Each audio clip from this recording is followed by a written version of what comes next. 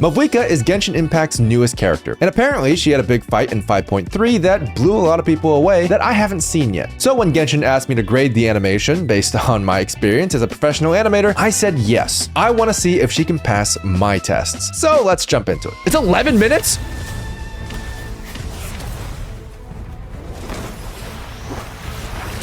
Bro.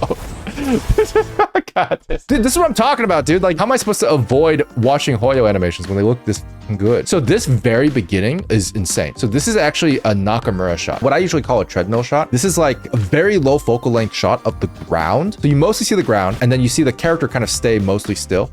This is very stylized anime shot. You have like basically the moving textures on the ground, and you just have like a really kind of almost parented to the camera, but kind of like moving with the camera character. It showcases speed like no other. It's a really, really cool way of doing it because it has not just, I want to say like translational movement across the screen, but also a lot of Z depth. So they're usually coming towards camera at the beginning. It's a really powerful shot. So it's got a really, really strong diagonal, really strong line of action, and they just start with that. And then the shark turns into a girl. I don't know exactly why the shark's turning into a girl, but I'm impressed regardless.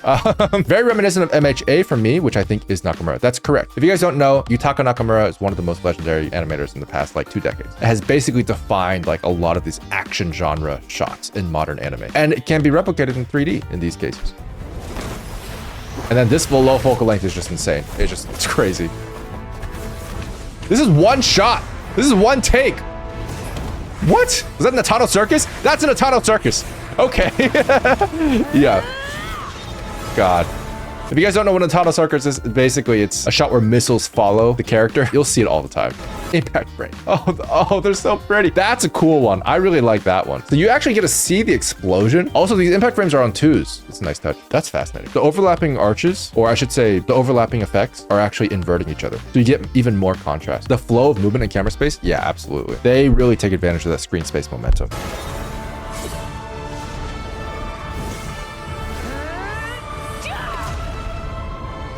Oh, those are some gorgeous explosions. Oh my God. Damn. That's nice. So explosions are generally difficult to do. They're difficult to get looking good in 3D. There's a very particular trick to it that we've explored a lot, but this is actually really nice because they actually have a really nice concentration of explosive heat right here, which is being custom tailored to this particular effect. So I'm really curious about it because we do a lot of things that allow us to show heat through basically depth of like the cavity node. So we use the cavity node a lot. So that allows us to get some amount of depth evenly spread across for heat, but like the heat spread here is actually more concentrated. It's fully 3D, which is nice.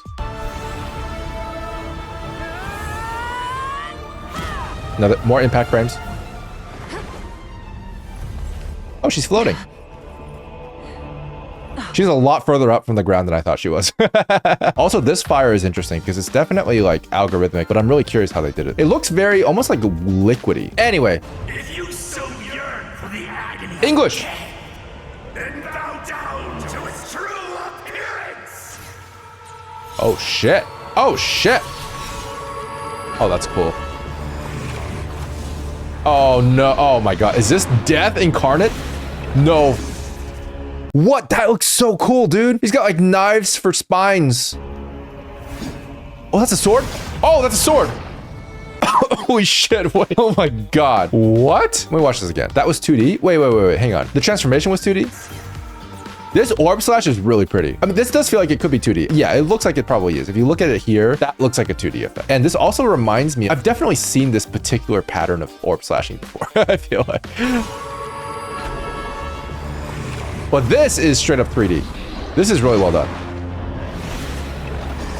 I love the fact that this dragon with objectively proportionately small arms, like it's got short arms and it's got a giant ass sword. It's so funny. Oh my God.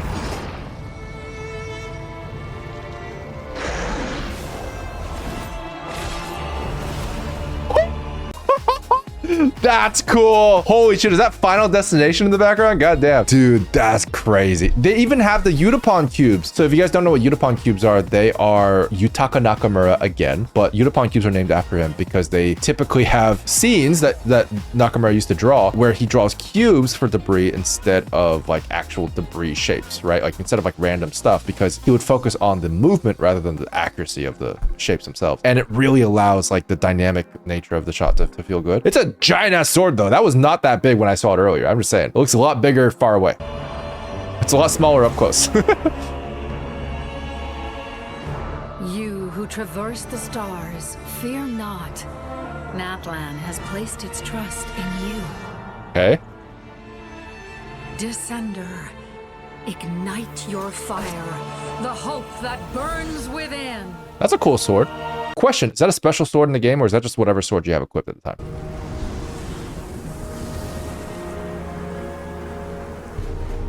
Did they lose? No, it can't be. Paimon is so cute. Wait, this girl is the drill girl from the Mualani fight scene? God, the Mualani fight scene is so good. Did you react to the Mualani fight scene? I did. It is absolutely incredible. We have that reaction somewhere. I want to edit it and put it out at some point. We just haven't gotten to it yet. Anyway. We are the inheritors of memory and legend. Those who grew alongside sun and wind. Those who forged our own destiny and future. They're doing the Pledge of Allegiance. That is Natlan's Mualani! We're doing Mualani best girl. nation. Oh, damn, they're straight up doing the Pledge of Allegiance. Like, this is actually... Oh, they're singing! Oh, it's the national anthem! That's wild. Yo, dude, if we sang the national anthem and like made like a big fire burn bright with like magic, dude, I would do that. I would do that shit. I would do that every year at the Olympics. We got a good national anthem. I can't complain. But imagine if it also lit things on fire. I mean, how cool would that be? Someone sets himself aflame? Oh, shit. She is on fire. That's cool, actually. So she has a slightly different mechanic going on with her flame effect, which is an interesting choice because Mavuika had a very 2D style effect where it was surrounding her silhouette, but with a fiery noise, I would say. This one is actually using a similar 2D effect where it's only getting the silhouette. This is not backface culling, I don't believe. It's not backface culling because you don't see it here, for example. You would see it here if it was backface culling because it has a mesh that's facing away from you, but you don't. And that's because this is probably a 2D effect of some sort, especially when you get something like this. Like, you can't get that without some sort of 2D processing. So it looks like they kind of want to give like a more controlled flame style to this, which is cool. I think story-wise that makes sense. Like, she's channeling the fire rather than the fire channeling her. Okay, so they walk up to the giant fire.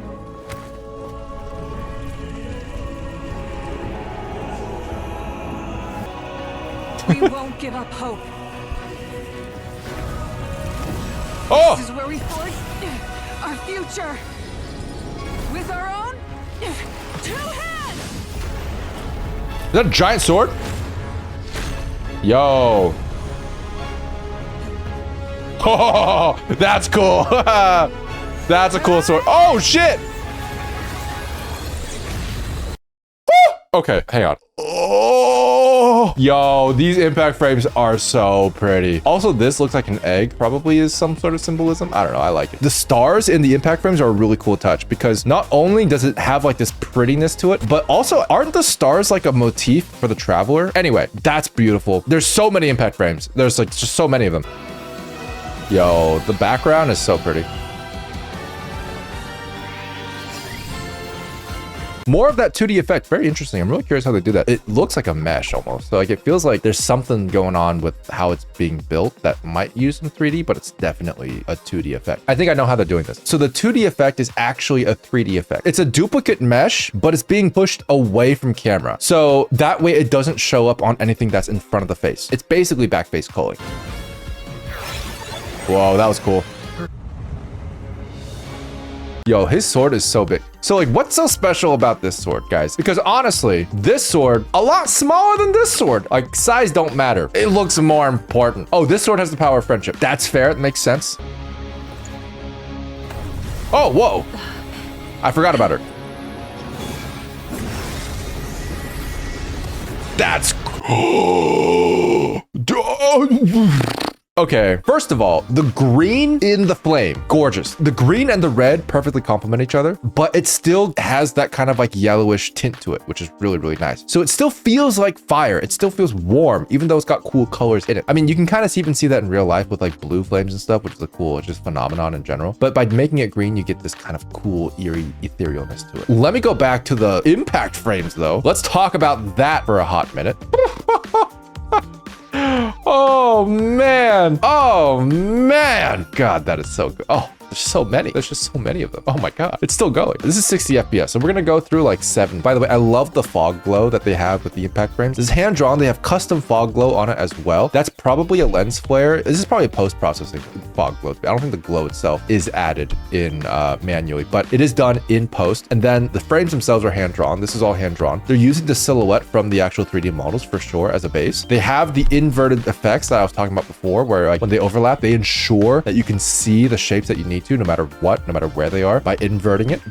They just keep going. This is all hand drawn. That's absolutely gorgeous. The crazy part though is when you see these streaks. That is so cool, dude. So what you're seeing here specifically, these lines here that represent a shockwave essentially, but also just like light. So light rays themselves will have this kind of effect coming off. It highlights the shapes that it's casting light onto. So this is my favorite part. Like the dragon itself is getting its shape accentuated by this extremely bright light that has like the rays like casting. It's like smearing off the sides of the silhouette. Really, really pretty. It emphasizes it really well, especially when you do this. And speaking of which, the effects on the sword afterwards, that right there, I'm pretty sure is hand drawn. Like this part here on the outside, the red areas, these are procedural. This just comes from me working with procedural stuff all the time. You can generally recognize some certain patterns. Not to mention, generally speaking, procedural stuff, it gets animated on 1s because it's being randomly generated by the computer. Whereas like hand drawn stuff is usually animated on 2s. And this green part is hand animated. So you have a hand animated accent with the green on top of a procedural base, which is red. That's really, really cool. All right, here we go. Here we go. Oh my God. Okay. Oh shit. Oh, she got the fiery filter now. She got the, oh wait, she doesn't have it in this shot. Okay, well anyways, she has it in one of the shots. Okay, very cool. Oh, that's a cool shot. Oh my God. Oh, yes, please. They did the thing. Oh, wow. Look at that 60 FPS particle system. That's gorgeous. Yo.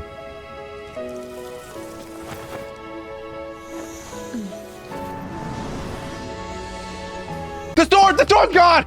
Like, why? Oh, God. Oh, they're going to be so disappointed when they look down again. They didn't notice, right? Like, I'm not crazy. I'm sure they already know about it. I'm sure they signed a contract for temporary rental. The sunglasses?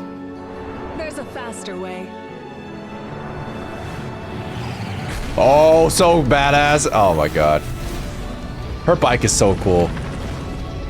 Also, it does not look safe to like ride on, but like, I feel like you would probably burn your ass off. Check this out though. This bike seems to have like an abdomen, which is crazy. When it stops, it physically bends. Like talk about squash and stretch. I'm guessing this is built into its actual design because the abdomen itself feels like it's meant to be somewhat flexible, which probably allows her to do a lot of the cool stunts that she does on it.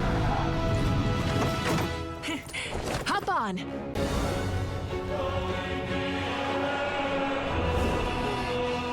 Aw, Paimon's praying. It's cute.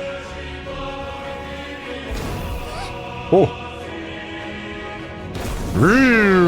Where's the motorcycle? Oh, there it is. Yo, she's got the helmet. Oh, that's what that was. That was a helmet she was holding. Oh my God, that's so badass, dude. Dude, this is cool. Look at this. I actually love this. They are cutting her out of the letterbox. I love it when people do this. Woohoo! Yeah, Paimon. That was all you. Also, look, there's glow on the letterbox. I just realized that. That's fascinating. There's color bleed in the letterbox.